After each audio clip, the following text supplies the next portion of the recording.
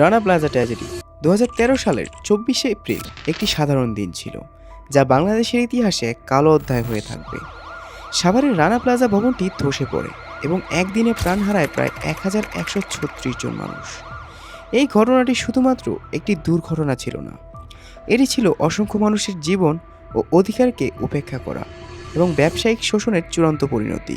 Rana plaza ছিল একাধিক garments কারখানার ভবন। প্রতিদিন হাজার হাজার শ্রমিক তাদের জীবনযাপন করছিল এই কারখানাগুলোর মেধায়, কিন্তু তাদের এই পরিশ্রমের মূল্য ছিল একেবারেই ন্যূনতম। স্বল্প মজুরি, অমানবিক কাজের পরিবেশন এবং নিরাপত্তাহীনতা ছিল তাদের জীবনের অংশ।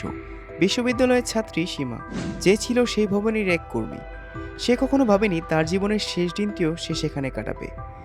কারখানায় হঠাৎ করে ভবনের এক অংশ ধসে পড়লে বহু শ্রমিক ট্র্যাপড হয়ে পড়েন। একে একে উদ্ধারকর্মীরা আসতে থাকে, কিন্তু অনেকে সময়ের আগেই প্রাণ হারায়। বিপদ ছিল অবধি চলতে থাকা। কারখানার মালিকরা যারা জানতেন ভবনের অবস্থা খারাপ, তবুও শ্রমিকদের কাজ করতে বাধ্য করেছিলেন। এক একটা পরিবার হারালো তার প্রিয়জনকে, আর সমাজ দেখলো যে মানুষ জীবন কিছু ব্যবসায়ীদের স্বার্থের জন্য কতটুকু সস্তা হতে পারে।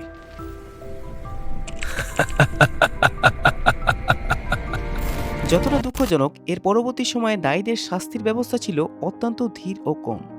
অনেকে আছেন যারা ক্ষতিপূরণ বা দায়ী কর্তৃপক্ষের শাস্তি দেখার স্বপ্ন দেখছিলেন, কিন্তু আজও তাদের অধিকারের জন্য লড়াই অব্যাহত রয়েছে।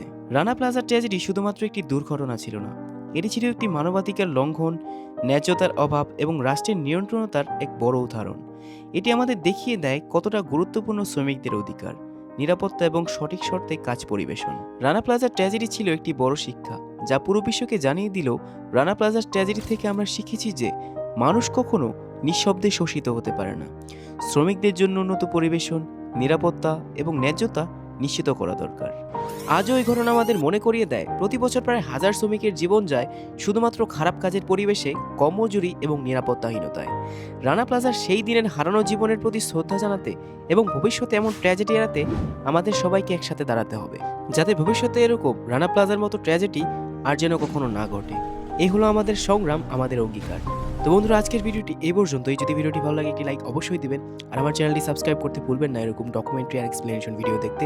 তো আজকের ভিডিওটি এই পর্যন্তই। ধন্যবাদ, ভালো থাকবেন, সুস্থ থাকবেন।